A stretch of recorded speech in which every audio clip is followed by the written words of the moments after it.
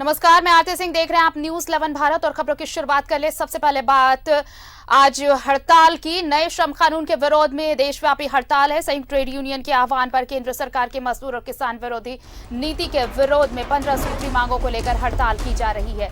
संयुक्त ट्रेड यूनियनों के नेतृत्व में INTUC, AITUC, C2, एक्ट2, HMS, TUCC, UTUC, AIMU, AIUTUC, BSSR, construction labour union CLU के अलावा LIC और बैंक की मजबूत भागीदारी दिख रही है। 25 करोड़ से ज्यादा कर्मचारी इस बार हड़ताल में शामिल हो रहे हैं।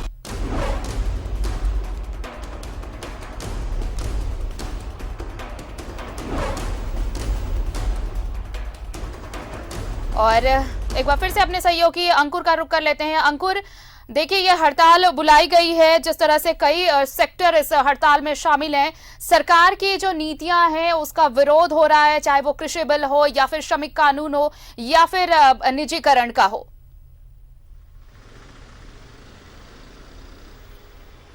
बिल्कुल आरती, देखिए आज जो है एक दिवस से जो है इन लोग का हड़ताल है और ऐसे में बात करें तो इस वक्त हम राजभवन परिसर में हैं और ये उम्मीद जताई जा रही है कि राजभवन जो है तमाम हड़ताल कर्मी पहुंच सकते हैं।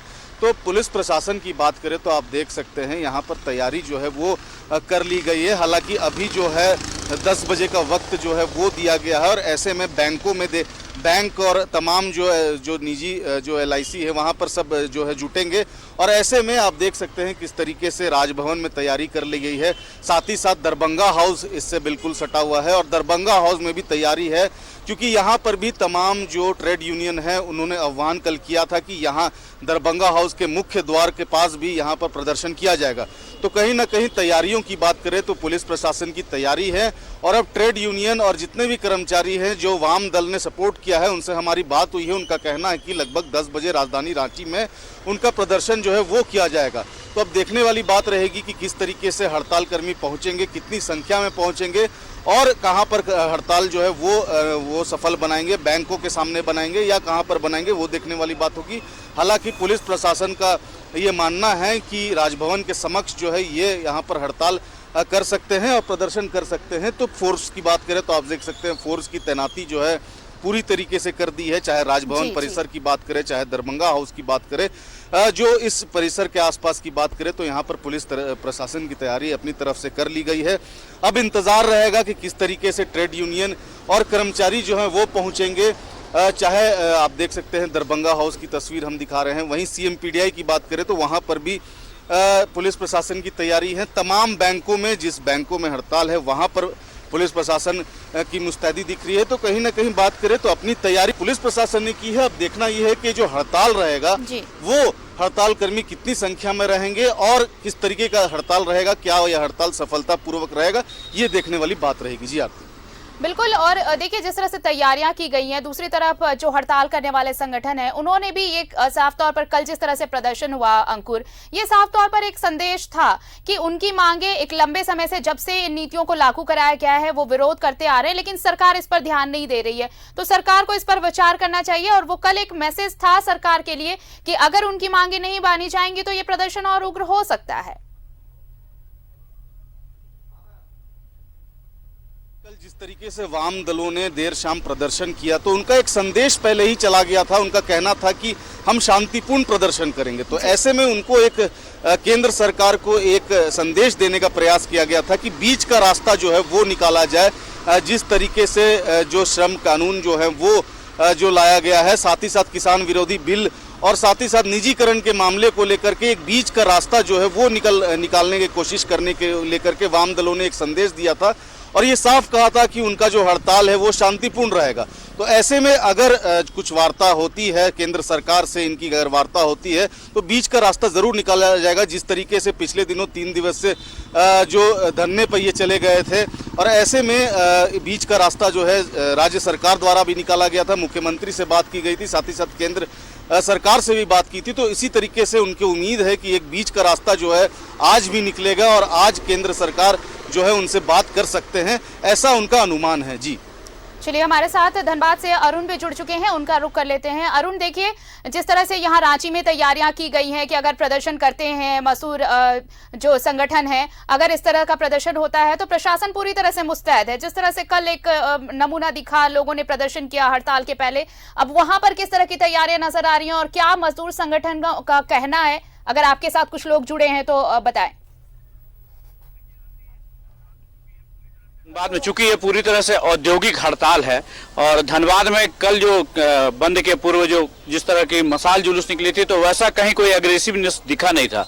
इसके कारण प्रशासन इस बात को लेकर आश्वस्त है कि सिर्फ औद्योगिक क्षेत्रों के लोग ही अपने जो मांग है उसको लेकर हड़ताल पर जा सकते हैं, इसलिए सड़कों पर कहीं किसी तरह की व्यवधान न आएगी। हालांकि फिर भी प्रशासन जो है इस पर नजर रखे हुए है। मैं जिस जगह खड़ा हूँ ये BCCL का एक बहुत बड़ा प्रोजेक्ट है, धनसार का विश्वकर्मा प्रोजेक्ट। आप देख सकती हैं जो यहाँ पे पूरी जो यहाँ के जो लेबर है या स्टाफ है वो सारे यहाँ पर पहुंचे हुए हैं। लेकिन एक चीज है, इस पे इन लोगों का मानना है कि चूंकि इस हड़ताल से कोयला उद्योग को कोई खास लाभ नहीं होने वाला है, कोयला उद्योग के मजदूरों को कोई खास लाभ नहीं होने वाला है। एक राजनीतिक दल द्वारा सरकार के खिलाफ इस तरह के आह्वान किया गया है, इसलिए कोयलियरियां चालू रहेगी। हमारे साथ BMS के महामंत्री हैं और कुछ और संगठन के नेता भी हैं, उनसे जुड़ेंगे और जानेंगे क्यों जरूरी नहीं समझ रहे हैं इस हड़ताल को। गुप्ता जी, क्यों जरूरी नहीं समझ रहे हैं? क्योंकि इसको लेकर BMS को छोड़कर तमाम ट्रेड यूनियनों ने इस बात की कहा है कि केंद्र सरकार निजीकरण को फोकस कर रही है, इसलिए मजदूर हित में यह हड़ताल जरूरी है। आप अपने आप को क्यों अलग रखे हुए और कोयला उद्योग में क्या स्थिति है?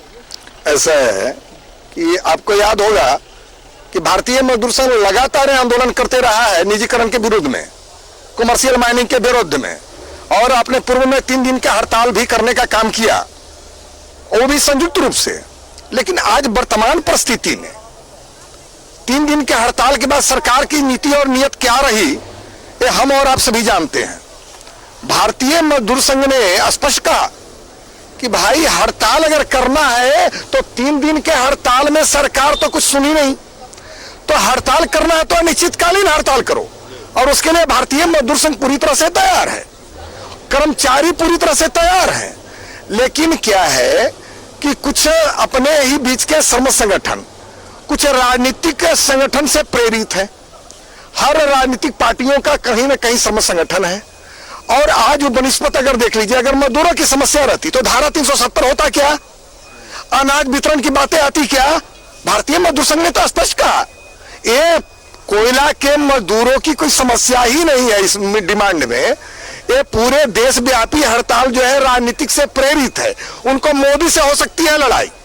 भारतीय मजदूर संघ को अगर जो मजदूर के विरोध में जो सरकार काम करेगा उसके विरोध में खड़ा रहेगा, या वो मोदी जी हो या कांग्रेस की सरकार हो, उससे कोई भारतीय मजदूर संघ को फर्क नहीं पड़ता। और आज भी भारतीय मजदूर संघ ने जितना भाजपा सरकार का विरोध किया है श्रम नीतियों के विरोध में, उतना हमें नहीं लगता कि कोई श्रम संगठन विरोध किया है, यही सत्यता है। इसलिए भारतीय मजदूर संघ ने बड़ा स्पष्ट रूप से कहा कि राजनीतिक हड़ताल का हम विरोध करते हैं। इससे कोयला के मजदूरों को कोई लाभ होने वाले इस हड़ताल से नहीं है, ना कोयला की कोई समस्याएं हैं। जब कोयला की कोई समस्याएं नहीं है तो फिर इस विषय पर हड़ताल में कोयला मजदूर क्यों? बार बार राजनीतिक हथकंडा अपनाने के लिए कोयला के मजदूरों को झोंकना, ये क्या कुछ? ठीक है, तो आज जो BCCL में क्या असर है स्ट्राइक का? कोई असर नहीं है। मजदूर ने स्वतः इसको हड़ताल को नकार दिया है।